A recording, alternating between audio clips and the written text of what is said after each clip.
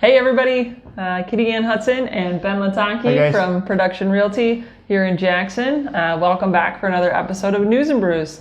Welcome. So today we want to talk about net sheets, which is a fancy way of saying how much is it going to cost to sell your home and how much money are you going to net at closing. So that's basically what we get this question all the time. So we run a net sheet with our listing partners, with our sellers, to figure out how much money they can expect to walk away from at the closing table.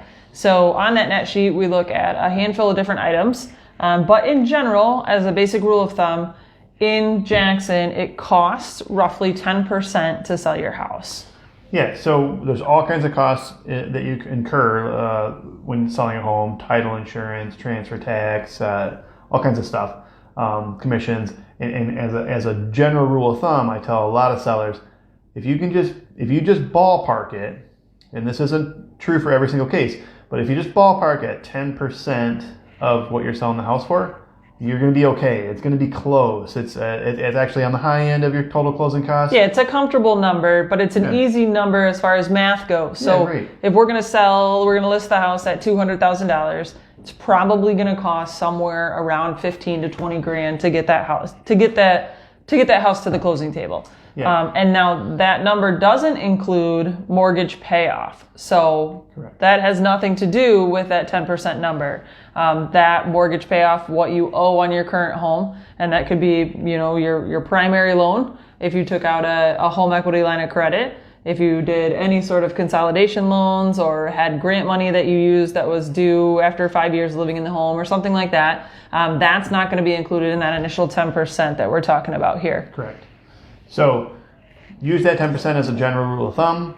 Us realtors, we use it all the time. Just as a quick off the head, like, hey, here's what it's going to cost to sell this 20 property. Grand, it's a simple math, but it's also, again, like Kitty was saying, kind of on the high end of your actual closing costs, but it's close. It's a good ballpark. It also leaves room for a buffer if we need to pull in seller concessions, or if we've got some unpaid taxes that might be in there, as long as it's not a couple years worth of unpaid taxes, because depending on the closing date and, depending on when we get listed, that dictates our closing date, and that dictates how taxes are going to be prorated in Jackson County and how the purchase agreement reads and that kind of stuff. So I think that 10% gives us a little bit of a cushion still with being able to give you a ballpark number. Yeah, it's comfortable. And again, this is not for every transaction.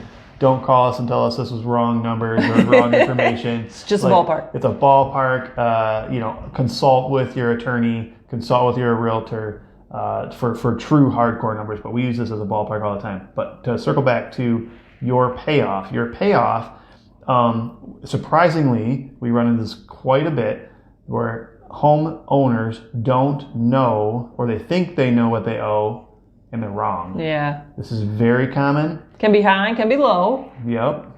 And so like what Kitty mentioned a second ago is there's all kinds of programs out there when you're buying a home, when you're renovating a home, tax breaks, forbearance is a big thing right now. Deferments of payments and stuff like that. And this can all affect your payoff. So we've run into this a few times in the office in the last couple of months, where payoffs are not what. Yeah, it's a different amount because we didn't realize that we had that secondary mortgage, or we didn't realize that grant money was due back, or that program that we participated in was due back when we sold and closed on that home. And most of those mortgage notes or liabilities like that, they have to be paid off at the closing table. So that's why we run pre-title. That's why we take a really good hard look at what is attached to the home, what kind of liens you have out there, and make sure that we're all accounted for before we get to the closing table. So it's not a big surprise, and we're not walking away with a lot less money than what we anticipated in the beginning. So if you're looking to sell your home, two things you can do: verify your payoff. That means look at what liens are on your property. You have your realtor pull that up, and then call or email or get online and figure out what those payoffs are. That's a good start. And then ballpark that 10% as additional closing costs. And you're going to be able to run those numbers, that net sheet, that seller net sheet. See if it makes sense. You're going to be able to run those numbers off the top of your head. Right, yeah, and get it pretty close. So, okay, guys, reach out to us if you have any questions. If you need help working out those net sheets and figuring out those payoffs on your current homes and your current mortgages, please don't hesitate to call. We are looking for inventory like crazy right now. So many buyers out there. And if we can make you a significant amount of money, we want to help you do that. So we will see you next week, guys. Yeah, thanks, guys. Cheers. Cheers. Bye.